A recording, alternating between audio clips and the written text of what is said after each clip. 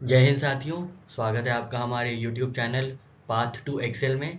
साथियों, आज हम लोग प्रीवियस ईयर क्वेश्चंस देखेंगे जो हमने चैप्टर पढ़ा था, चैप्टर 3 फिजिक्स का मैकेनिक्स। ठीक है, जिसमें हमने मोशन देखे थे, फोर्स देखे थे, scalar quantities, vector quantities, weight, mass, distance, displacement, इन सारी चीज़ों का जो है एक एनालिसिस किया था। उसके बाद हम लोग ने न्यूटन लॉज ऑफ मोशन देखे थे। हमने सेंट्रीफ्यूगल फोर्सेस के बारे में बात की थी। हमने 4 फंडामेंटल फोर्सेस ऑफ अर्थ जैसे gravitation, electromagnetic force, weak nuclear force और स्ट्रॉन्ग न्यूक्लियर फोर्स की ये सारी बातें करी थी। तो उसी का आज हम लोग प्रीवियस ईयर क्वेश्चन सॉल्व करेंगे ताकि हमारी जो प्रिपरेशन है वो पूरी एग्जाम ओरिएंटेड हो जाए। तो ये जो लेक्चर है आपको बहुत यूजफुल करेगा यूपी पीसीएस में, यूपी पुलिस में, यूपी आरओ एआरओ के एग्जाम्स में, बीपीएससी में, या जहाँ पे भी वन लाइनर जीके के क्वेश्चन, जनरल साइंस के क्वेश्चन आएंगे, वहाँ पे आपको ये बहुत हेल्पफुल होगा ये लेक्चर। तो ज़्यादा टाइम ना वेस्ट करते हुए हम लोग देखते हैं अपने प्रीवियस ईयर क्वेश्चंस को। तो सबसे पहला क्वेश्चन है आपके सामने, question 1। A simple machine helps a person in doing, ये आईएएस प्री 1996 का क्वेश्चन है। आपको बताना है सिंपल मशीन क्या करती है। तो सिंपल मशीन क्या करती है, हमारा काम आसान करती है, कम मेहनत में, कम समय में। ठीक है, तो same amount of work with lesser force. ठीक है, मशीन ये करती है। Same amount of work slowly तो करेगी नहीं, मशीन है तो तेज काम करेगी। Same amount of work much faster भी नहीं करेगी। ठीक है, ऐसा कि नहीं बहुत तेज करने लग गई। ठीक है, तो लेस वर्क भी नहीं करेगी, तो लेसर फोर्स के साथ जो सेम अमाउंट ऑफ काम करेगी उसको सिंपल मशीन कहते हैं। ठीक है, a simple machine helps a person in doing same amount of work, same amount of work with less force. ठीक है, जैसे कि पुली, लीवर, व्हील, स्क्रू, ये सब क्या है, ये सब मशीन है जो हमारा सेम अमाउंट ऑफ काम कम फोर्स की मदद से करती हैं। कम फोर्स हमें लगाना पड़ता है और हमारा काम हो जाता है। ठीक है, नेक्स्ट क्वेश्चन है, a man is standing on sensitive balance. कोई एक आदमी है वो तराजू में बैठा हुआ है या बैलेंस पे बैठा हुआ है, सेंसिटिव बैलेंस पे खड़ा हुआ है, सॉरी माफ कीजिएगा। If he inhales deeply the reading of balance, अगर वो बहुत अंदर सांस ले लेता है, बहुत ढेर सारी सांस ले लेता है अंदर, तो उसकी जो रीडिंग है, बैलेंस की रीडिंग है, जो तराजू की रीडिंग है, वो क्या होगी, घटेगी, बढ़ेगी, अनअफेक्टेड रहेगी, या इंक्रीज या डिक्रीज करेगी डिपेंडिंग अपॉन एटमॉस्फेरिक प्रेशर। ठीक है, तो ये तो कॉमन सेंस का क्वेश्चन है। अगर आप बहुत तेज से सांस अंदर खींच लेंगे तो आपका वेट जो है वो ऑब्वियसली बढ़ेगा ही, इंक्रीज होगा। ठीक है, तो रीडिंग ऑफ बैलेंस भी इंक्रीज होगी if person inhales deeply. 1 litre of air weighs about 1.225 ग्राम।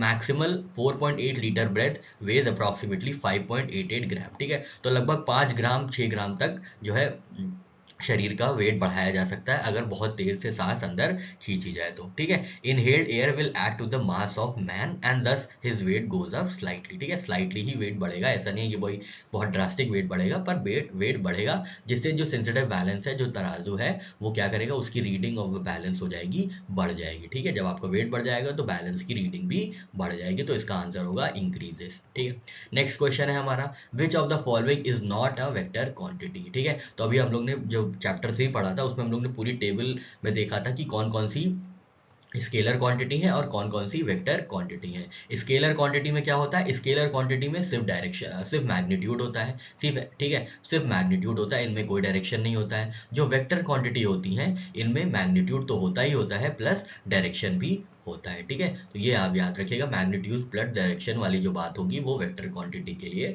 होगी। ठीक है, तो वेक्टर क्वांटिटी किसकी नहीं होती है, डिस्प्लेसमेंट की होती है, हम लोग ने देखा था, क्योंकि डिस्प्लेसमेंट एक पर्टिकुलर डायरेक्शन में किया जाता है मैग्नीट्यूड के साथ। डिस्प्लेसमेंट जो है एक पर्टिकुलर मैग्नीट्यूड के साथ एक पर्टिकुलर डायरेक्शन में ही परफॉर्म किया जाता है, तो ये डिस्प्लेसमेंट जो है वेक्टर क्वांटिटी है। वेलोसिटी भी क्या है, वेक्टर क्वांटिटी है। क्यों, क्योंकि इसकी स्पीड में तो है ही है, मतलब मैग्नीट्यूड तो है ही है वेलोसिटी का, एक पर्टिकुलर डायरेक्शन में वेलोसिटी मेजर की जाती है। ठीक है, पर्टिकुलर डायरेक्शन में वेलोसिटी मेजर की जाती है। फोर्स की जहां तक बात करें तो फोर्स भी वेक्टर क्वांटिटी है। वॉल्यूम एक वेक्टर क्वांटिटी नहीं है, वॉल्यूम में सिर्फ स्केलर, वॉल्यूम में सिर्फ मैग्नीट्यूड होता है, ना कि डायरेक्शन। ठीक है, वॉल्यूम आप कहीं भी नाप सकते हैं, ठीक है, किसी का भी कहीं भी किसी भी डायरेक्शन में नाप सकते हैं, ऐसा नहीं है कि पर्टिकुलर एक फिक्स डायरेक्शन में ही नाप सकते हैं। ठीक है, तो वॉल्यूम जो है वो स्केलर क्वांटिटी है। ठीक है, यहाँ कुछ बातें कर लेते हैं। Scalar quantity is defined as quantity that has only got magnitude, ठीक है, जैसा हमने आपको बताया, जिसमें सिर्फ मैग्नीट्यूड होगी वो स्केलर क्वांटिटी होती है, और जिसमें मैग्नीट्यूड और डायरेक्शंस दोनों होंगे वो वेक्टर क्वांटिटी कहलाएंगे, ठीक है। तो displacement, velocity and force are examples of vector quantity. कल हम लोग ने इक्वेशन में भी देखा था कि कैसे कैसे हमने आपको बताया था कि डिस्प्लेसमेंट के बाद डिस्प्लेसमेंट डिपेंडेंट होता है वेलोसिटी पे, वेलोसिटी जो होती है वो डिपेंडेंट होती है डिस्प्लेसमेंट में, इसलिए वेलोसिटी भी क्या हो गई, वेक्टर क्वांटिटी हो गई। और वेलोसिटी कैसे बढ़ेगी, फोर्स से बढ़ेगी, तो फोर्स भी वेक्टर क्वांटिटी हो गई, ठीक है।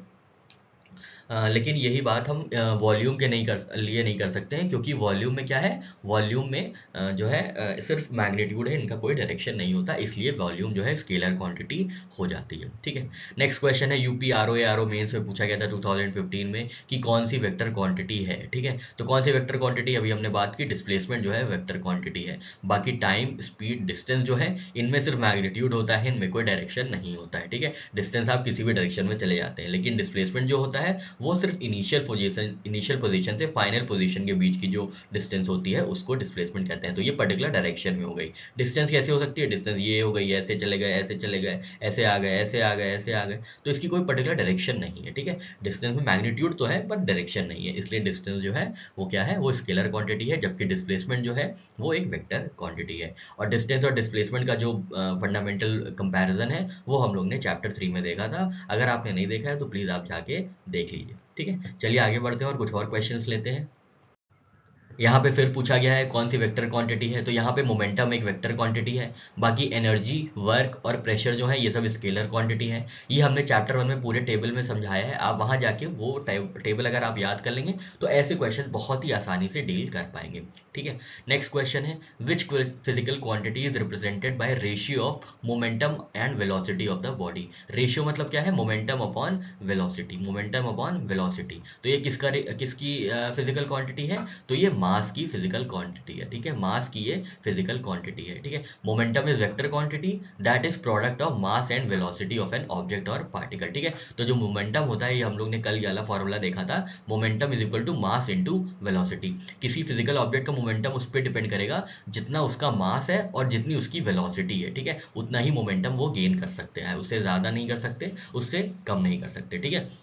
जैसे मान लीजिए कोई एक ये फिजिकल क्वांटिटी है, इसका जो वेट है वो 100 kg है, और इसके ऊपर वेलोसिटी कितनी लग रही है, इसके ऊपर वेलोसिटी मान लीजिए 20 मीटर पर सेकंड स्क्वायर की तरफ से वेलोसिटी लग रही है, तो मोमेंटम इसका कितना हो जाएगा 100 इंटू 200, ठीक है, 100 इंटू 20, ठीक है। तो इतना ही इनका मोमेंटम हो जाएगा, ना ज़्यादा होगा ना कम होगा। किस पे डिपेंडेंट होगा मोमेंटम, तो मास पे, जो मास है फिजिकल क्वांटिटी का, और वेलोसिटी पे, ठीक है। अब जब मास मोमेंटम डिपेंडेंट है मास और वेलोसिटी पे, तो मास का क्या फॉर्मूला हो जाएगा, वेलोसिटी आ जाएगा डिनोमिनेटर में और न्यूमरेटर में रहेगा हमारा मोमेंटम, ठीक है। तो मोमेंटम अपॉन वेलोसिटी किस फिजिकल क्वांटिटी को रिप्रेजेंट करता है, तो ये मास को रिप्रेजेंट करता है, ठीक है। ये हमने कल इक्वेशन देखा था।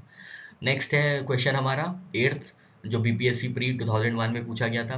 तो ये force is the product of पूछा गया था। फोर्स तो बहुत ही आसान है, हम लोग ने देखा था mass into acceleration, force is equal to mass into acceleration, ये हम लोग ने कल ही देखा था, आराम से अपने पिछले चैप्टर में देखा था कि फोर्स की पूरी एक फंडामेंटल यूनिट डिराइव की गई थी, कैसे कैसे मास और एक्सेलरेशन के उस बेसिस पे, ठीक है। तो याद रखिएगा force is equal to mass into acceleration, force is equal to mass into acceleration. Next question है एनर्जी कंजर्वेशन मींस, ये हम लोग ने चैप्टर में देखा था अपने फिजिक्स के 3rd चैप्टर में, मैकेनिक्स वाले चैप्टर में। एनर्जी कंजर्वेशन का मतलब होता है energy could not be created nor be destroyed, ना ही एनर्जी को क्रिएट किया जा सकता है ना ही एनर्जी को डिस्ट्रॉय किया जा सकता है। तो ये एनर्जी कंजर्वेशन का मोमेंट, एनर्जी कंजर्वेशन का प्रिंसिपल है, ठीक है। Law of conservation of energy states that energy can not be neither be created nor be destroyed, rather it can only be transformed और transferred from one form to other, ठीक है। तो जैसे सन की सोलर एनर्जी, उसको कोई destroy नहीं कर सकता है, सोलर एनर्जी को आप इलेक्ट्रिकल एनर्जी में कन्वर्ट कर सकते हैं, ठीक है। जैसे ही हम ये लेक्चर दे रहे हैं, हम बोल रहे हैं, तो वो जो साउंड एनर्जी है उसको कोई डिस्ट्रॉय नहीं कर सकता है, ठीक है, उसको कोई डिस्ट्रॉय नहीं कर सकता, उसको कोई क्रिएट नहीं कर सकता, बस एक अलग फॉर्म में कन्वर्ट किया जा सकता है या ट्रांसफर किया जा सकता है, ठीक है। नेक्स्ट है एनर्जी ऑफ विंड। तो हम लोग ने कल कल हम लोग ने 2 एनर्जीज की बात की थी, किसकी किसकी, काइनेटिक एनर्जी की और पोटेंशियल एनर्जी की, ठीक है। काइनेटिक एनर्जी कब मेजर की जाती है, जब कोई भी ऑब्जेक्ट अपने स्टेट ऑफ मोशन में होगा तब काइनेटिक एनर्जी यूज़ की जाती है। पोटेंशियल एनर्जी जब कोई बॉडी है, कोई फिजिकल बॉडी है, फिजिकल ऑब्जेक्ट है, वो स्टेट ऑफ रेस्ट में है, तब वो कितनी एनर्जी स्टोर करा होगा उसको पोटेंशियल एनर्जी कहते हैं। ठीक है, तो याद रखिएगा मूवमेंट जब होगा तो काइनेटिक एनर्जी होगी, जब रेस्ट की स्थिति होगी, रेस्ट में होगा, जब रुका होगा कोई चीज, तो उसके अंदर जो एनर्जी होगी वो पोटेंशियल एनर्जी होगी। ठीक है, तो all moving things have kinetic energy. ठीक है, जो भी physical quantity, physical object motion में होगा उनके अंदर क्या होगी, उनके अंदर काइनेटिक एनर्जी होगी। ठीक है, it is energy possessed by an object due to its motion और मूवमेंट। तो ये जो काइनेटिक एनर्जी होती है ये कहाँ से होती है, जो कि मोशन में और मूवमेंट होती है, इसकी वजह से काइनेटिक एनर्जी जनरेट होती है। ठीक है, तो विंड हमेशा चलती रहती है, मतलब हवा बहती रहती है ना, तो हवा बहती रहती है, इसलिए इसकी जो एनर्जी होती है वो काइनेटिक होती है, ना कि पोटेंशियल। ठीक है, wind energy is kinetic energy of air in motion. The kinetic energy of wind is can be converted into mechanical and electrical energy. ठीक है, तो जो विंड मिल्स होते हैं वो कन्वर्ट कर देते हैं मैकेनिकल और इलेक्ट्रिकल एनर्जी में। ठीक है, आपको ये याद रखना है कि काइनेटिक एनर्जी किस वर्च्यू से है, तो बाय इट्स मोशन और मूवमेंट। अगर कोई भी बॉडी मोशन या मूवमेंट में है तो वो काइनेटिक एनर्जी पोजेस करेगी, कोई भी बॉडी रेस्ट में है, ठीक है, यथा स्थिति में है अपनी, तो वो पोटेंशियल एनर्जी पोजेस करेगी। ठीक है, चलिए आगे बढ़ते हैं। ये यूपी पीसीएस प्री 2016 का क्वेश्चन है। इसमें आपको बताना है इन wind power which form of energy is converted into electrical energy. तो अभी हम लोग ने पढ़ा विंड क्या है, विंड एक मूवमेंट में, एक एयर इन मूवमेंट है। ठीक है, एयर इन मूवमेंट है। ठीक है, मूवमेंट ऑफ एयर भी कह सकते हैं विंड को। तो जब मूव कर रही है, मूवमेंट है, तो कौन सी एनर्जी होगी, तो काइनेटिक एनर्जी होगी। ठीक है, और इसी काइनेटिक एनर्जी को किस में कन्वर्ट कर दिया जाता है, इलेक्ट्रिकल एनर्जी में। जब विंड मिल्स जो होते हैं, जो आप देखोगे ना विंड मिल्स ऐसे होते हैं, मध्य प्रदेश में चले जाइए तो हाईवे पे बहुत ढेर सारे विंड मिल्स मिलते हैं। ठीक है, ऐसे ऐसे क्रॉस करके ये लोग घूमते रहते हैं, खूब जब हवा चलती है तो ये खूब तेज से घूमते हैं, ताकि जो हवा की काइनेटिक एनर्जी है वो कन्वर्ट हो जाती है इलेक्ट्रिकल एनर्जी में। ठीक है, तो which form of energy is converted, तो मोशन में जो भी चीज़ है वो कौन सी एनर्जी पोजेस करेगी, तो वो काइनेटिक एनर्जी पोजेस करेगी। तो यहाँ पे भी आंसर होगा काइनेटिक एनर्जी। ठीक है, wind power describes the process by which wind is used to generate mechanical power और electricity. Wind turbine converts kinetic energy of wind into mechanical power. ठीक है, तो जो काइनेटिक एनर्जी है वो मैकेनिकल पावर में कन्वर्ट हो जाती है। This mechanical power can be use for specific task such as grinding grain और पंपिंग वाटर जनरेटर, ये सब बातें हैं। ठीक है, तो याद रखिएगा काइनेटिक एनर्जी को कन्वर्ट कर दिया जाता है इलेक्ट्रिकल एनर्जी में। काइनेटिक एनर्जी कहाँ से आती है, जो कि मूवमेंट से आती है, मोशन से आती है। रेस्ट से कौन सी एनर्जी जनरेट होती है, तो रेस्ट से पोटेंशियल एनर्जी जनरेट होती है। ठीक है, चलिए आगे बढ़ते हैं। नेक्स्ट है यहाँ पे आपके सामने एनर्जी कन्वर्जन के कुछ रूल्स हैं या कुछ मेथड्स हैं। आपको बताना है कौन सा डिवाइस है जो ये एनर्जी कन्वर्जन करता है। ठीक है, तो हीट टू इलेक्ट्रिक कौन करता है, तो हीट टू इलेक्ट्रिक कौन करेगा, सोलर सेल करेगा। ठीक है, सोलर सेल करेगा, क्योंकि सोलर सेल पे क्या होता है, हीट एनर्जी गिरती है, सन से हीट एनर्जी गिरती है, जिसको ये स्टोर करता है। सोलर पैनल जो होते हैं, सोलर पैनल से स्टोर करके इसको कन्वर्ट कर देते हैं इलेक्ट्रिक एनर्जी में। ठीक है, इलेक्ट्रिक एनर्जी में कन्वर्ट करके हमारे घरों में बिजली भेजी जाती है। ठीक है, नेक्स्ट है electric to sound. Electric to sound कौन सा है, लाउड स्पीकर। ठीक है, साउंड है तो लाउड स्पीकर की ही बात होगी। ठीक है, लाउड स्पीकर में क्या होता है, आप लाउड स्पीकर को कनेक्ट कर देते हैं इलेक्ट्रिसिटी से। ठीक है, फिर आप जब लाउड स्पीकर पे बोलते हैं तो आपकी आवाज़ बहुत दूर तक जाती है। ठीक है, तो इलेक्ट्रिक एनर्जी पहले यूज़ हुई किसमें, जब आप पहले लाउड स्पीकर को कनेक्ट किया इलेक्ट्रिसिटी से। ऐसा तो है नहीं कि बिना इलेक्ट्रिसिटी के आप रन कर लेंगे लाउड स्पीकर को। तो लाउड स्पीकर को आपने कनेक्ट किया इलेक्ट्रिसिटी में, फिर जब आपने उसमें बोला तो जो इलेक्ट्रिसिटी पास हो रही थी वो कन्वर्ट हो गई साउंड एनर्जी में, और आप बहुत दूर तक बैठे लोगों को भी आपकी लाउड स्पीकर पर आवाज़ सुनाई दी। ठीक है, तो लाउड स्पीकर क्या करता है, इलेक्ट्रिक टू साउंड कन्वर्जन करता है। नेक्स्ट है मास टू हीट। ठीक है, मास टू हीट ये कौन करेगा, तो ये न्यूक्लियर रिएक्टर करेगा। न्यूक्लियर रिएक्टर क्यों करेगा, क्योंकि न्यूक्लियस में मास होता है प्रोटॉन का, इलेक्ट्रॉन का, न्यूट्रॉन का, तो इन सब का मास होता है। ठीक है, इन सब का मास होता है जो आपस में फ्यूजन होके, फिजन होके हीट प्रोड्यूस करता है। ठीक है, हीट प्रोड्यूस करता है, तो मास से हीट प्रोड्यूस करने वाला कौन सी डिवाइस है, तो न्यूक्लियर रिएक्टर है वो। ठीक है, न्यूक्लियर रिएक्टर है। लास्ट में बचा chemical to heat and light. तो ये हो सकता है कि फ्यूल कंबशन में हो सकता है। ठीक है, जैसे कोयला है। ठीक है, कोयला में क्या है, कोयला में माफ कीजिएगा, कोयले में जो है वो केमिकल एनर्जी स्टोर्ड है, ठीक है। कोयले में क्या है, केमिकल एनर्जी स्टोर्ड है। तो जब आप उसको बर्न करेंगे, उसको जब जलाएंगे, तो वो उसके अंदर की जो केमिकल एनर्जी है वो कन्वर्ट हो जाएगी हीट और लाइट में। जैसे कैंडल में भी होता है, कैंडल में भी वैक्स है जो कि एक केमिकल की तरह लिया जाता है, ठीक है। जब आप मोमबत्ती जलाते हैं तो जो केमिकल एनर्जी है उसकी, वैक्स वाली एनर्जी है उसकी, वो कन्वर्ट हो जाती है हीट और लाइट में, ठीक है। तो याद रखिएगा, chemical to heat and light में कौन काम करेगा, तो फ्यूल कंबशन ये काम करेगा, ठीक है। यहाँ फिर से देख लेते हैं एक बार। हीट टू इलेक्ट्रिक कौन करेगा, सोलर सेल करेगा। Electric to sound, loud speaker करेगा। मास टू हीट, मास किस में होता है, न्यूक्लियस में मास होता है, वो न्यूक्लियर रिएक्टर को चेक करेगा, न्यूक्लियर रिएक्टर पे काम करेगा, ठीक है। Mass to heat, mass energy को हीट एनर्जी में कन्वर्ट कर देगा nuclear reactor. Chemical to heat and light कौन करेगा, chemical to heat and light. तो केमिकल एनर्जी कहाँ पे स्टोर होगी, फ्यूल में स्टोर रहती है, और जब फ्यूल बर्न होता है तो हीट एंड लाइट को प्रोड्यूस करता है। तो ये फ्यूल कंबशन में ये बात होगी, ठीक है। ये सारी लिस्ट जो है हमने चैप्टर 3 में देखी थी। हम लोग ने बहुत ढेर सारे डिवाइसेस उसमें डिस्कस किए हैं, जैसे battery cells, chemical cells, candle, dynamo, ठीक है, loud speaker, microphone, bulb, tube light, ये सारे डिवाइसेस को हम लोग ने चैप्टर 3 में डिस्कस किया है कि वो कौन सी एनर्जी कहाँ से एनर्जी को किस एनर्जी में कन्वर्ट कर देते हैं, ठीक है। Law of conservation of energy को वहाँ पे डिस्कस किया गया है। अगर आपने वो चैप्टर नहीं पढ़ा है तो आप वो चैप्टर जाके पढ़ लीजिएगा, तभी यहाँ पे ये क्वेश्चंस आप आराम से अटेम्प्ट कर पाएंगे, ठीक है। नेक्स्ट क्वेश्चन है Newton first law of motion से रिलेटेड। तो बहुत ही आसान है कि कोई भी फिजिकल ऑब्जेक्ट है, अगर वो स्टेट ऑफ रेस्ट में है तो वो रेस्ट पे रहेगा, और अगर वो मूव कर रहा है तो वो मूव करता रहेगा अनलेस एक्सटर्नल फोर्स अप्लाई की गई हो, ठीक है। तो इसको कहते हैं, क्या कहते हैं, ये जो स्टेट ऑफ मोशन या स्टेट ऑफ रेस्ट की जो टेंडेंसी होती है उसको इनर्शिया कहते हैं, ठीक है। उसको क्या कहते हैं, लॉ ऑफ इनर्शिया, ठीक है, लॉ ऑफ इनर्शिया। तो ये छत्तीसगढ़ पीसीएस में पूछा गया था 2019 में। न्यूटन का पहला लॉ ऑफ मोशन क्या है, कोई भी ऑब्जेक्ट है वो स्टेट ऑफ रेस्ट में रहेगा, अगर वो स्टेट ऑफ रेस्ट में रहे है तो वो स्टेट ऑफ रेस्ट में ही रहेगा, और अगर कोई ऑब्जेक्ट मूव कर रहा है तो वो स्टेट ऑफ मोशन में ही रहेगा, अनलेस उन दोनों ही पे, स्टेट ऑफ रेस्ट या स्टेट ऑफ मोशन पे एक्सटर्नल फोर्स लगाया जाए और उनकी टेंडेंसी ऑफ स्टेट उनकी टेंडेंसी ऑफ मोशन या टेंडेंसी ऑफ रेस्ट को ब्रेक करा जाए, उनके रेजिस्टेंस को ब्रेक करा जाए, उनके इनर्शिया को ब्रेक करा जाए और उनको मोशन में लाया जाए, जो रेस्ट में है, और जो रेस्ट में है उनको मोशन में लाया जाए, ठीक है। तो ये लॉ ऑफ इनर्शिया है। It states that if an object is at rest or moving at a constant speed in a straight line, it will remain at rest or keep moving in a straight line at constant speed unless acted upon by an unbalanced force. तो ये inertia जो है ये tendency है of an object to remain in state or rest or uniform motion unless force acts upon it, ठीक है। Next question है 15th question, UP UDA LDA 2010 में आया था। तो आपको बताना है, as the train starts moving ahead the head of passenger sitting inside leans backward because of inertia of rest, ठीक है। तो ये हम लोग ने बात की थी चैप्टर में अपने, कि जैसे ही ट्रेन मूव करती है आगे तो हम लोग का जो सर होता है वो पीछे की तरफ मूव कर जाता है। क्यों, क्योंकि हमारा जो सर है वो इनर्शिया ऑफ रेस्ट में है और जो पैर है वो मोशन में आ गया है। तो इन दोनों की डिस्क्रिपेंसी की वजह से जो है हमारा सर तो रेस्ट में रहता है, पर ट्रेन चलने लगी तो, और ट्रेन पे हमने पैर रखा हुआ है, तो पैर पे क्या हो गया, पैर पे इनर्शिया ऑफ मोशन लग गया।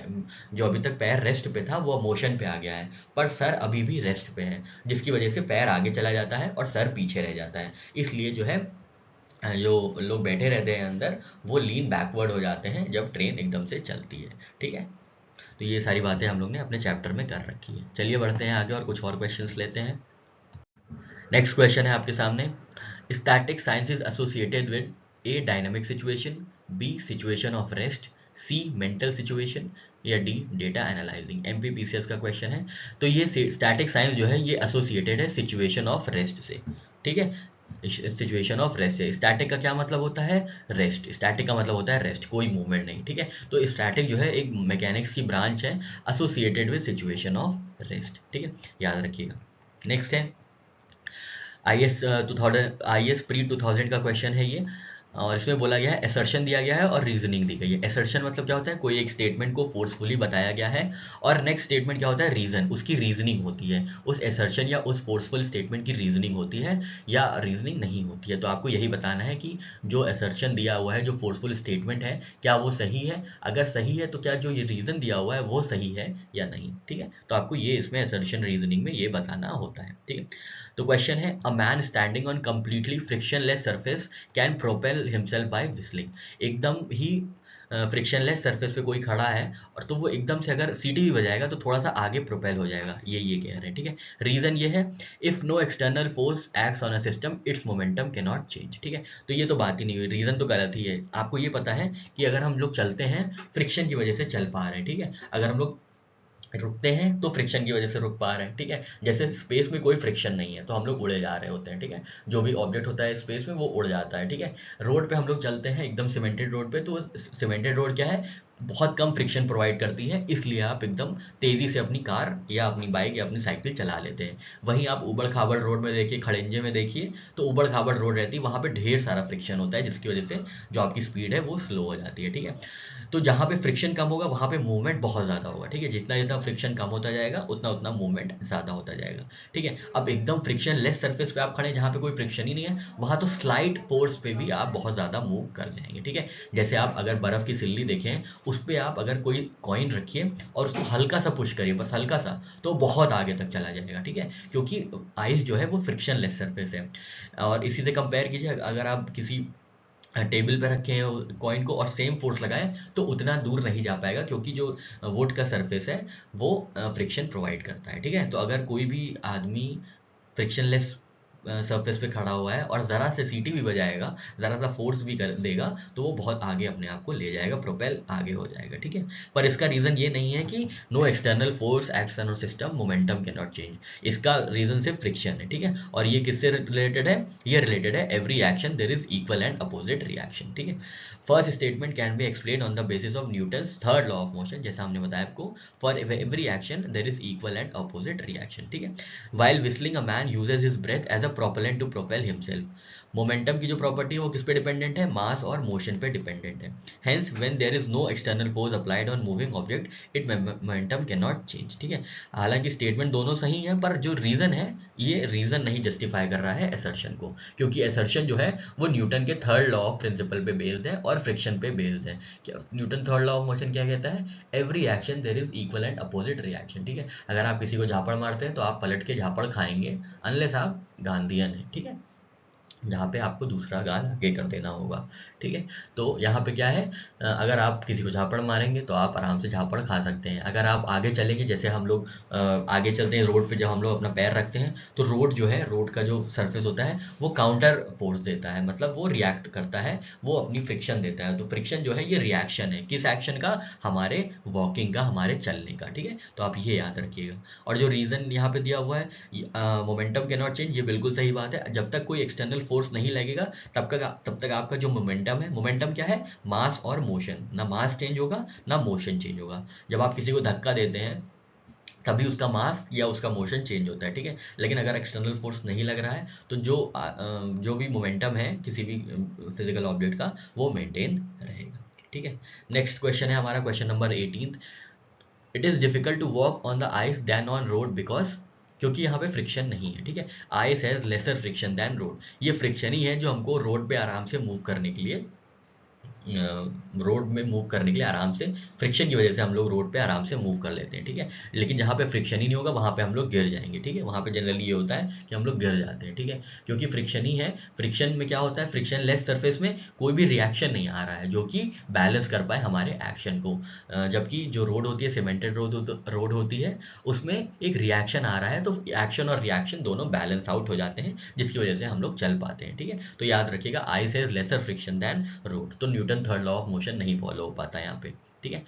तो इसलिए ये यहाँ पे वॉक करना आइस पे डिफिकल्ट हो जाता है देन ऑन रोड, ठीक है। चलिए आगे बढ़ते हैं।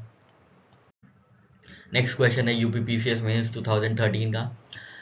आपको करेक्ट कंक्लूजन बताना है। ये स्टेटमेंट दिया हुआ है, in starting a loaded cart one has to push harder than to keep it moving, ठीक है। तो कोई लोडेड कार्ट है, कोई लोडेड टेम्पो है, कोई लोडेड कार है, लोडेड कार्ट है, तो इंसान को बहुत ज़्यादा हार्ड पुश करना पड़ता है उसको बढ़ाने के लिए, जबकि ऐसा नहीं होता अगर वो मूवमेंट में है तो, ठीक है। तो यहाँ पे किस बात की बात हो रही है, तो यहाँ पे बस फ्रिक्शन की ही बात हो रही है, ठीक है। लोडेड कार्ट को बहुत ज़्यादा फ्रिक्शन बीट करना होता है, ठीक है, in comparison with moving cart, ठीक है। कोई मूविंग कार्ट है वो ऑलरेडी फ्रिक्शन अपना वो फ्रिक्शन जो भी उसको रेजिस्टेंस रिसीव हो रहा था वो ओवरकम कर चुका है, इसलिए मूव कर रहा है, तो वहां पे उतनी ज़रूरत नहीं होती है जितना एक लोडेड कार्ट को स्टार्ट करने में होती है, ठीक है, क्योंकि स्टार्टिंग में फ्रिक्शन बहुत ज़्यादा जो है एक्सपीरियंस किया जाता है, काउंटर किया जाता है, ठीक है। तो इसीलिए क्या होता है कि जब स्टार्ट किया जाता है तब ज़्यादा फ्रिक्शन होता है, और जब मूवमेंट हो जाती है तो कम फ्रिक्शन होता है। तो ये आंसर इसका सी होना चाहिए। There is less friction once the starts moving, ठीक है। जब एक कार्ट जो होता है वो मूव करने लगता है तो फ्रिक्शन कम होता है इन कंपैरिजन विद जब वो कार्ट स्टार्ट किया जाता है, ठीक है। The static friction that holds an object in place is greater than kinetic friction that slows down a moving object, ठीक है। In other words, you start an moving object moving, the friction decreases, ठीक है। जैसा हमने बताया आपको, शुरुआत में बहुत ज़्यादा फ्रिक्शन रहता है, पर जैसे ही वो फ्रिक्शन बीट किया जाता है तब धीरे धीरे फ्रिक्शन कम होने लगता है, ठीक है। तो जब ऑब्जेक्ट मूव करता है तो फ्रिक्शन डिक्रीज होने लगता है from static friction holding the object in place, ठीक है। तो अगर आपने बहुत भारी बक्सा कभी उठाया होगा तो आप जब पहली बार लगाएंगे धक्का तो बहुत ज़्यादा आपको मतलब फोर्स लगाना पड़ेगा, लेकिन एक बार वो स्लाइड होने लगा तो बहुत आराम से स्लाइड होता जाएगा, क्योंकि फ्रिक्शन को ओवरकम कर लिया गया है। अब जो भी फ्रिक्शन है वो डिक्रीजिंग रेट में लागू हो रहा है, ठीक है साथियों। चलिए आगे बढ़ते हैं। नेक्स्ट क्वेश्चन है UP R O A R O का। तो आपको बताना है for every action there is equal and opposite reaction. ये किसका लॉ है? तो ये बहुत आसान है, ये तो न्यूटन का लॉ है, हम सबको ही पता है, ठीक है। Every action there is an equal and opposite reaction, this statement means that in every interaction there is pair of forces acting on two interacting objects, ठीक है। size of the force on the first object equal the size of the force on second object। मतलब आप ये आप है मान लीजिए, और ये रोड है, ये रोड पे चल रहे हैं आप, ये चल रहे हैं, तो आपका पैर जो है इस पे फोर्स लगा रहा है, पर इक्वल ही फोर्स आपका काउंटर फोर्स आ रहा है रोड से, जो कि बराबर होगा जितना फोर्स आपके पैर ने लगाया, ठीक है, उतना ही फोर्स लगाएगा रोड, ठीक है, उतना ही फोर्स सीमेंटेड रोड जो होगी वो लगाएगी, तभी ये बैलेंस आउट हो जाएगा और आराम से आप चल पाएंगे, ठीक है। The direction of force on the first object is opposite to direction of force on the second object, ठीक है। तो एक आप डायरेक्शन, इस डायरेक्शन में आपका पैर फोर्स लगा रहा है और रोड ऑपोजिट डायरेक्शन में फोर्स लगा रही है, पर ये जो फोर्स है ये इक्वल है, डायरेक्शन अलग अलग है, ठीक है। तो आप ये याद रखिएगा। नेक्स्ट क्वेश्चन है 23rd question. The rate of kinetic energies of two bodies of same mass is 4:9, ठीक है। तो काइनेटिक एनर्जी जो दो बॉडीज विद सेम मास की क्या है? 4:9। ये कौन से प्रिंसिपल पे काम कर रहा है? K is equal to half M V square, ठीक है, हाफ एम वी स्क्वायर। ये हम लोग ने कब पढ़ा था? अपने चैप्टर मैकेनिक्स में हम लोग ने ये रिलेशन देखा था काइनेटिक एनर्जी का। पोटेंशियल एनर्जी का क्या देखा था? पोटेंशियल एनर्जी का देखा था mgh, mass into gravity into height, क्योंकि ये रेस्ट में है, ठीक है। तो ऑब्जेक्ट की हाइट कितनी है, ऑब्जेक्ट पे ग्रेविटी कितनी लग रही है, और ऑब्जेक्ट का मास क्या है, ये पोटेंशियल एनर्जी से डिसाइड होगा। काइनेटिक एनर्जी क्योंकि मोशन में होती है तो इसलिए उसका मास और वेलोसिटी से डिसाइड किया जाता है कि काइनेटिक एनर्जी कितनी है, ठीक है। तो यहाँ पे मास दिया गया है, दो मास दिए गए हैं, और आपको बताना है कि वेलोसिटीज का रेशियो कितना होगा, ठीक है। तो ये बहुत आसान है। ये देखिए kinetic energy of body one हो गई 1/2, मतलब हाफ एम वी स्क्वायर, ठीक है, और ये हो गई half M V square two, ठीक है, ये दो और इन दोनों का रेशियो हो गया, तो रेशियो हो गया वी स्क्वायर 1/v², 2। तो जब वी स्क्वायर हटेगा, स्क्वायर हटेगा, तो यहाँ पे अंडर रूट लग जाएगा। किस पे अंडर रूट लगेगा? मासेस पे अंडर रूट लगेगा। तो जो 4:9 है वो 2:3 हो जाएगा, ठीक है। बहुत आसान इक्वेशन है, आप समझ जाएंगे एक बार खुद ही पढ़ेंगे तो, ठीक है। कि काइनेटिक एनर्जी का फॉर्मूला होता है half M V square, mass constant है, आपको वेलोसिटी पता करनी है, वेलोसिटी हमेशा स्क्वायर में होती है काइनेटिक एनर्जी की, ठीक है। तो वेलोसिटी पहले बॉडी की वेलोसिटी अपॉन दूसरी बॉडी की वेलोसिटी, ठीक है, वेलोसिटी स्क्वायर, ठीक है, वेलोसिटी ये 2, ठीक है, सेकेंड बॉडी की ये किसके बराबर होगी? तो ये मास के बराबर होगी, ठीक है, मास 1 अपॉन मास 2, ठीक है, मास 1 अपॉन मास 2। मास 1 क्या है? 4 है, मास 2 क्या है? 9 है, ठीक है। तो इन दोनों का स्क्वायर हो जाएगा। जब आप यहाँ से वी स्क्वायर से स्क्वायर हटाएंगे तो आपको यहाँ पे अंडर रूट लग जाएगा, तो यहाँ पे अंडर रूट लगेगा, तो 4 का अंडर रूट क्या होता है? 2, और 9 का अंडर रूट क्या होता है? 3, ठीक है। तो ये आप ऐसे इसको सॉल्व कर लेंगे, यूपीआरओ का क्वेश्चन है, ठीक है। चलिए आगे बढ़ते हैं। नेक्स्ट क्वेश्चन है cycle and cars use ball bearing because. तो साइकिल और कार में बॉल बेयरिंग क्यों यूज होती है, आपको ये बताना है, ठीक है। तो साइकिल और कार का मेन मकसद क्या है? बढ़ना, मतलब मूवमेंट करना। और बॉल बेयरिंग का मेन मकसद होता है कि उनके मूवमेंट में बढ़ावा देना, जो भी फ्रिक्शन है उसको काउंटर करना, ठीक है। तो ये क्या करता है, ये जो कॉन्टैक्ट है बिटवीन व्हील और एक्सल का वो रिड्यूस कर देता है, जिससे फ्रिक्शन कम हो जाता है, ठीक है। तो बॉल बेयरिंग का मेन काम है फ्रिक्शन कम करना। तो ये फ्रिक्शन कम कैसे होता है? जो इफेक्टिव एरिया है बिटवीन व्हील, जो चक्का है, और एक्सल का जो व्हील है जहाँ से घूमता है चक्का, उन दोनों के बीच को उन दोनों के बीच का जो डिस्टेंस है वो कम कर देता है, जिससे फ्रिक्शन भी कम हो जाता है, रोटेशनल फ्रिक्शन जो होता है वो कम हो जाता है और जो कार और साइकिल से आराम से मूव कर पाती है। ठीक है, तो यही इसका रीज़न है। The purpose of ball bearing is to reduce rotational friction, हमने आपको बताया फ्रिक्शन को रिड्यूस करने के लिए। ठीक है, ये फ्रिक्शन कैसे रिड्यूस होता है, ये इफेक्टिव एरिया ऑफ कॉन्टैक्ट जो है बिटवीन व्हील एंड एक्सल को रिड्यूस कर देता है, hence friction force is also reduce. ठीक है, ये मान लीजिए ये चक्का है और ये एक्सल है, यहाँ से घूम रहा है। ठीक है, यहाँ पे बॉल बेयरिंग लगी होती है, यहाँ पे बॉल बेयरिंग लगी होती है, तो इन दोनों का जो इफेक्टिव डिस्टेंस है ये कम हो जाता है, जिसकी वजह से जो फ्रिक्शन है वो भी कम हो जाता है और साइकिल और कार आराम से मूव करती हैं। ठीक है, नेक्स्ट क्वेश्चन हम लोग 25th क्वेश्चन देख लेते हैं। A person is sitting in a car which is at rest. ठीक है, ये रेस्ट पे है। The reaction from the road at each of the four wheel of the car is R. When the car runs on a straight level load, how will reaction at either of the front wheels vary. ठीक है, तो ये थोड़ा सा dynamic friction की बात है। तो जो डायनेमिक फ्रिक्शन होता है ये प्रोपोर्शनल होता है रिएक्शन के या लेस होता है स्टैटिक फ्रिक्शन से। तो आप बस इसको ये याद रखिएगा, डायनेमिक फ्रिक्शन जो किसी भी ऑब्जेक्ट का होता है ये प्रोपोर्शनल होता है adhesion reaction and less than static fraction. ठीक है, तो याद रखिएगा ये लेस होगा स्टैटिक फ्रैक्शन से। स्टैटिक फ्रैक्शन कौन सा होता है, जो रेस्ट पे होता है। ठीक है, तो जो डायनेमिक रिएक्शन होता है वो ज़्यादा होता है। ठीक है, डायनेमिक रिएक्शन ज़्यादा होता है, जब कार चलती है तो उसका रिएक्शन, उसका फ्रिक्शन ज़्यादा होता है, और जो स्टैटिक फ्रिक्शन जो रेस्ट पे होता है उसका कम होता है। ठीक है, तो जो डायनेमिक रिएक्शन है ये प्रोपोर्शनल होता है एडिशन रिएक्शन के and less than static friction. ठीक है, तो ये हम लोग ने बात की थी, जब कोई बॉडी रेस्ट पे होती है तो उसको बहुत ज़्यादा फ्रिक्शन की ज़रूरत होती है, तो उसका फ्रिक्शन ज़्यादा होता है, स्टैटिक फ्रिक्शन ज़्यादा होता है डायनेमिक फ्रिक्शन से। ठीक है, जो मूवमेंट में है उसका तो फ्रिक्शन कम ही होगा, ये तो हम लोग ने बात की थी अभी। ठीक है, तो आपको यही याद रखना है कि जो डायनेमिक फ्रिक्शन है वो कम होता है स्टैटिक फ्रिक्शन से। स्टैटिक फ्रिक्शन जो कि रेस्ट में है, अगर कोई बॉडी रेस्ट में है तो आपको मूव करने के लिए ज़्यादा फ्रिक्शन को ओवरकम करना पड़ेगा, इसलिए स्टैटिक फ्रिक्शन ज़्यादा होता है और डायनेमिक फ्रिक्शन कम होता है। जब मूवमेंट में आ जाती है तो डायनेमिक फ्रिक्शन कम हो जाता है। ठीक है, तो dynamic friction of an object is proportional to addition reaction and less than static friction. ठीक है, चलिए आगे बढ़ते हैं। नेक्स्ट क्वेश्चन है आपके सामने। A batsman hits a cricket ball which then rolls on a level ground. After covering a short distance, the ball comes to rest. The ball slows to stop because, ये तो बहुत आसान है, कोई ball है, क्रिकेट क्रिकेटर है, batsman है, उन्होंने बॉल मारी और कुछ देर बाद वो ग्राउंड पे गिर गई और ग्राउंड पे आगे आने लगी, मतलब आगे चलने लगी, पर फिर थोड़ी देर बाद अपने आप रुक गई। क्यों रुक गई, क्योंकि उनको फ्रिक्शन मिल गया। ठीक है, जैसे ही बॉल ग्राउंड पे गिरी, ठीक है, बॉल पे ग्राउंड पे गिरी फिर आगे चलने लगी, तो ये जो ग्राउंड सरफेस है ये भी तो फ्रिक्शन प्रोवाइड करेगा। According to Newton third law of motion, action हो रहा है, बॉल आगे जा रही है, रिएक्शन कौन देगा, ग्राउंड देगा। कैसे देगा, फ्रिक्शन प्रोड्यूस करके। तो जो भी फोर्स है, जो फोर्स या फ्रिक्शन है वो इसको रोक देगा। ठीक है, ऑपोजिंग फोर्स होगी जो इसको रोकेगी आगे बढ़ने से। ठीक है, तो यही आंसर होगा, there is a force on the ball opposing the motion. ठीक है, तो जो बॉल है उसका मोशन है उसको अपोज करेगा ग्राउंड का फ्रिक्शन। ठीक है, इसलिए जो है बॉल आगे जाके रुक जाएगी। A batsman hits a cricket ball which then rolls on a level ground. After covering a short distance the ball comes to rest because there is an external force that is frictional force. Ground का frictional force है वो act करेगा, opposite act करेगा in the same direction, मतलब in the opposite direction with same intensity with same force, जिसकी वजह से जो बॉल है वो मोशन में नहीं रहेगी, वो रुक जाएगी, वो रेस्ट में आ जाएगी। ठीक है, अगर कोई भी फ्रिक्शन ना होता तब बॉल कंटिन्यूसली रोल डाउन करती रहती, लेकिन अब ग्राउंड पे फ्रिक्शन है। ठीक है, तो जो ऑपोजिट फोर्स लगा है मोशन पे, बॉल के मोशन पे ऑपोजिट फोर्स लगा है, तो इसलिए बॉल रुक जाएगी। ठीक है, चलिए आगे बढ़ते हैं। नेक्स्ट क्वेश्चन है आपके सामने, the working principle of washing machine is. तो हम लोग ने ये कल सेंट्रीफ्यूगल फोर्स और सेंट्रीपिटल फोर्स देखा था। ठीक है, वो वाले चैप्टर 3 में सेंट्रीफ्यूगल और सेंट्रीपिटल फोर्स देखा था, तो आप अगर वो नहीं देखें तो आप जाके देख लीजिएगा। ठीक है, यहाँ पे हम लोग सिर्फ ये डिस्कस करेंगे कि ये वर्किंग प्रिंसिपल क्या है, सेंट्रीफ्यूगेशन। ठीक है, सेंट्रीफ्यूगेशन क्या होता है, सेंट्रीफ्यूगल प्रिंसिपल हम आपको बता देते हैं जल्दी से।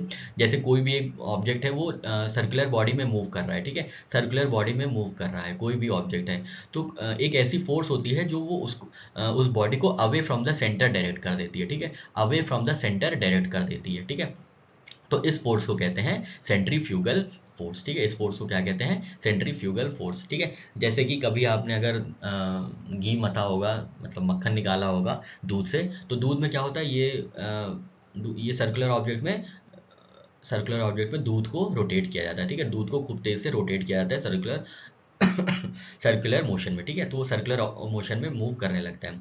और तो मक्खन क्या होता है, मक्खन इज डायरेक्टेड आउटवर्ड्स, ठीक है, तो जो ये सेंटर है, मथनी है ये, इससे दूर जो है मक्खन इकट्ठा हो जाता है, ये रिम पे मक्खन इकट्ठा हो जाता है, ठीक है। तो ये कौन से प्रिंसिपल पे काम करता है, ये सेंट्रीफ्यूगल प्रिंसिपल पे काम करता है। सेंट्रीफ्यूगल प्रिंसिपल कैसे आता है, सेंट्रीफ्यूगल प्रिंसिपल तब आता है जब कोई भी ऑब्जेक्ट सर्कुलर मोशन में मूव कर रही है हाई स्पीड में, और वो जो सेंट्रीफ्यूगल फोर्स है वो उस ऑब्जेक्ट को away from the centre, centre से दूर भगाता है, सेंटर से दूर फेंकता है, ठीक है, सेंटर से दूर फेंकता है, इसको कहते हैं सेंट्रीफ्यूगल फोर्स। वॉशिंग मशीन में देखा होगा आपने, वॉशिंग मशीन में आपने कपड़े डाले, जब कपड़े धुल जाते हैं तो साइड में इकट्ठा हो जाते हैं, ठीक है, रिम पे इकट्ठा हो जाते हैं, वहां बीच में नहीं रहते हैं, साइड में इकट्ठा हो जाते हैं, ठीक है, जो कि सेपरेट कर देते हैं डस्ट पार्टिकल से कपड़ों को, ठीक है। तो working principle of washing machine is based on centrifugation.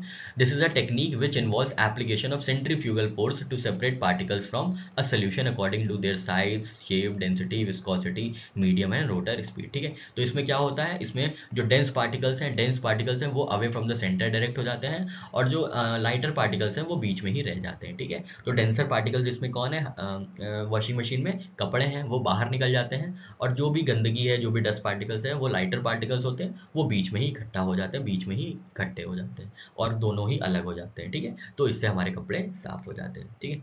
Next question है separation of cream from milk. ये भी सेंट्रीफ्यूगेशन प्रिंसिपल पे काम करेगा, सेंट्रीफ्यूगल प्रिंसिपल पे। क्यों, क्योंकि जो मिल्क होता है वो कम डेंस होता है क्रीम से, ठीक है, क्रीम डेंसर मटेरियल है, तो क्रीम बाहर की तरफ मूव कर जाती है। मथनी की, ये हमने यहाँ पे बताया था अभी, ये मथनी है, तो जो क्रीम है इसमें मिल्क पड़ा हुआ है, बहुत देर से मिल्क को चर्न किया जा रहा है, तो जो क्रीम है वो निकल के बाहर इधर डायरेक्ट हो जाएगी अवे फ्रॉम द सेंटर, और जो भी लाइटर पार्टिकल है, मिल्क लाइटर पार्टिकल है रिस्पेक्ट में, तो वो बीच में इकट्ठा हो जाएगा, ठीक है। तो separation of cream from milk by churning is due to centrifugal force, ठीक है, तो ये सेंट्रीफ्यूगल फोर्स की वजह से ये काम होता है, ठीक है। चलिए आगे बढ़ते हैं।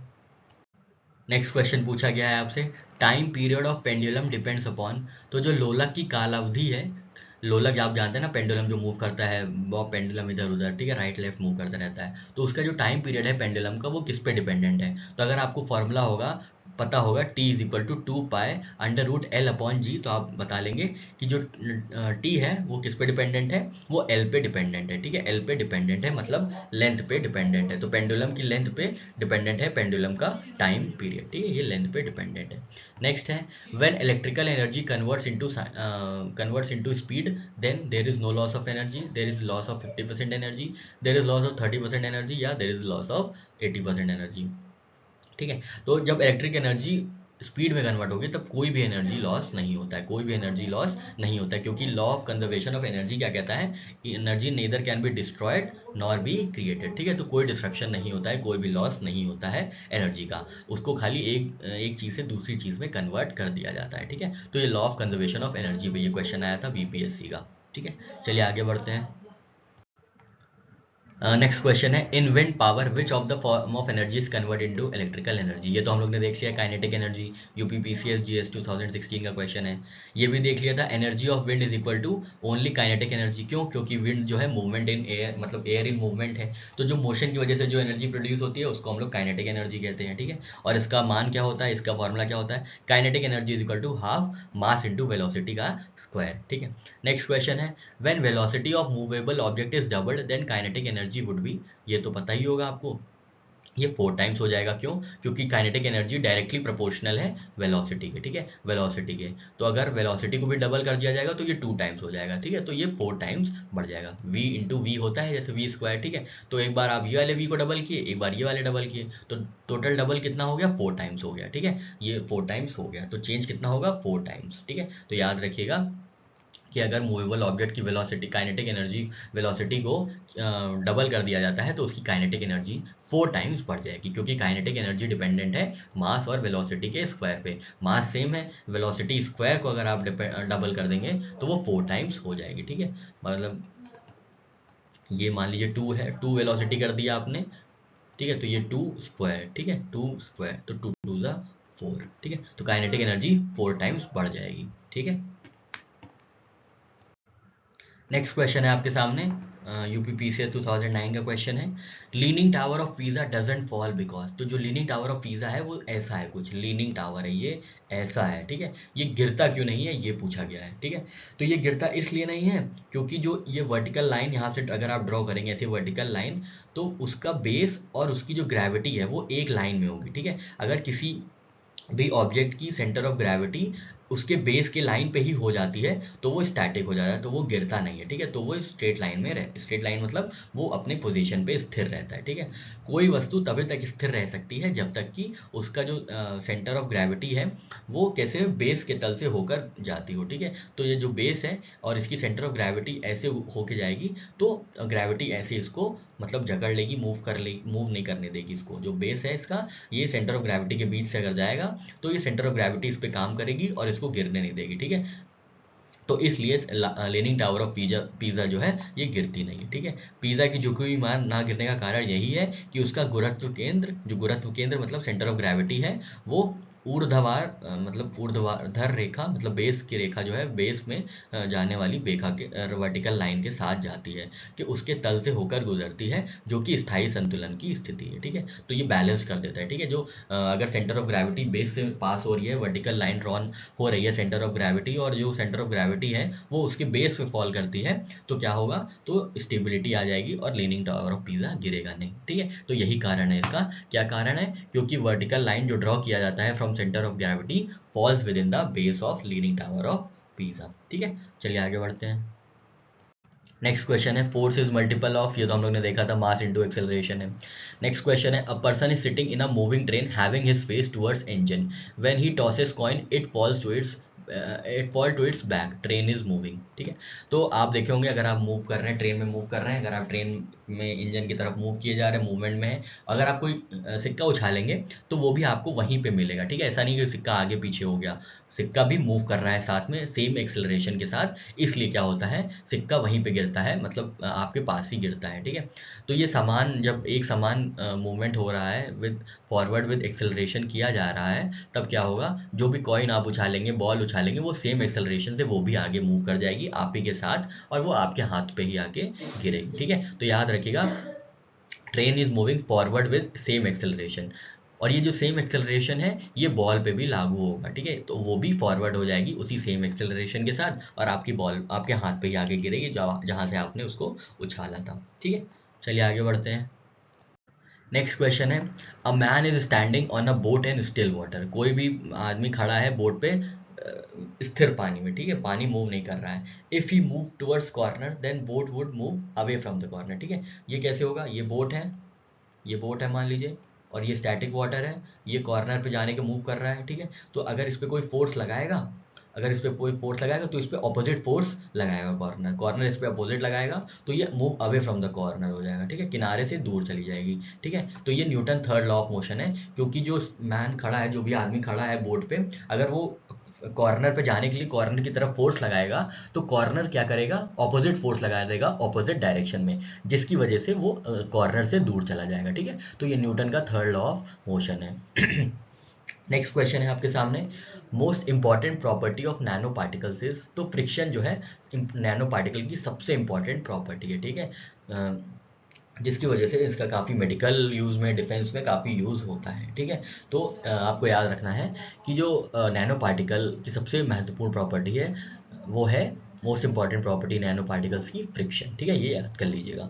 और नैनो का आकार कितना होता है, नैनो का डायमेंशन कितना होता है नैनोमीटर का, तो 10⁻⁹ ऑफ मीटर होता है, ठीक है, 10⁻⁹ ऑफ मीटर, ठीक है। चलिए आगे बढ़ते हैं। नेक्स्ट क्वेश्चन है, jet engine works on the principle of, तो ये कंजर्वेशन ऑफ लीनियर मोमेंटम पे बेस्ड है, ठीक है। ये हमने चैप्टर में पढ़ा था कि लीनियर मोमेंटम के बेस पे जेट प्रिंसिपल जो है, जेट इंजन काम करता है, ठीक है, लीनियर प्रिंसिपल पे, ठीक है। रॉकेट किस प्रिंसिपल पे काम करता है, वही लीनियर मोमेंटम कंजर्वेशन पे, ठीक है। रॉकेट के अंदर क्या होता है कि फ्यूल होती है, ठीक है, फ्यूल, ये रॉकेट है मान लीजिए, ये रॉकेट है, ये यहाँ पे इनके पास फ्यूल होता है, ठीक है। तो जब फ्यूल बर्न किया जाता है तो फ्यूल जो है आगे भागने की कोशिश करता है, ठीक है, मतलब रॉकेट आगे भागने की कोशिश करता है, तो फ्यूल इनके ऑपोजिट फोर्स लगाता है, जो कि इस साइड में होता है, ठीक है। तो ये प्रॉपर जो फॉलो करते हैं लीनियर मोमेंटम का कंजर्वेशन प्रिंसिपल फॉलो करते हैं, ठीक है। Conservation of linear momentum follow किया जाता है जेट इंजन में या रॉकेट में। ठीक है, रॉकेट के अंदर ईंधन के जलने से गैस के निष्कासन की विपरीत दिशा में रॉकेट का संचालन होता है। ठीक है, तो जब यहाँ पे फ्यूल बर्न किया जाएगा, रॉकेट आगे निकलेगा और गैस पीछे निकलेगी। ठीक है, गैस जिस जिस स्पीड से गैस निकलती है, ठीक उसी स्पीड से जो रॉकेट है वो निकलता है। ठीक है, जो न्यूटन के थर्ड लॉ ऑफ मोशन पे डिपेंडेंट है। ठीक है, जो कहता है every action there is equal and opposite reaction. Equal and opposite, equal सबसे इंपॉर्टेंट वर्ड है यहाँ पे। ठीक है, इक्वल मतलब क्या हुआ, लीनियर मोमेंटम हो गया। इक्वल मतलब मोमेंटम को चेंज नहीं किया जा सकता, मतलब वो जो मोमेंटम है वो कंजर्व ही रहेगा, ऐसा नहीं है कि वो बदल जाएगा। ठीक है, तो लीनियर मोमेंटम के प्रिंसिपल पे जेट इंजन और रॉकेट इंजन काम करता है। ठीक है, तो अगर रॉकेट इंजन का मास 1 है और उनकी वेलोसिटी 1 है, तो जो गैस की वेलोसिटी है वो कितनी हो जाएगी, वो v2 हो जाएगी, और मास भी v2 m2 हो जाएगा। ठीक है, तो यहाँ पे आप याद रखिएगा लीनियर मोमेंटम कंजर्वेशन के प्रिंसिपल पे रॉकेट प्रिंसिपल और जेट इंजन काम करता है। ठीक है, और एनर्जी, ये लीनियर मोमेंटम का क्या वो बेस है, तो Newton third law of motion इसका बेस है। To every action there is equal and opposite reaction. ठीक है,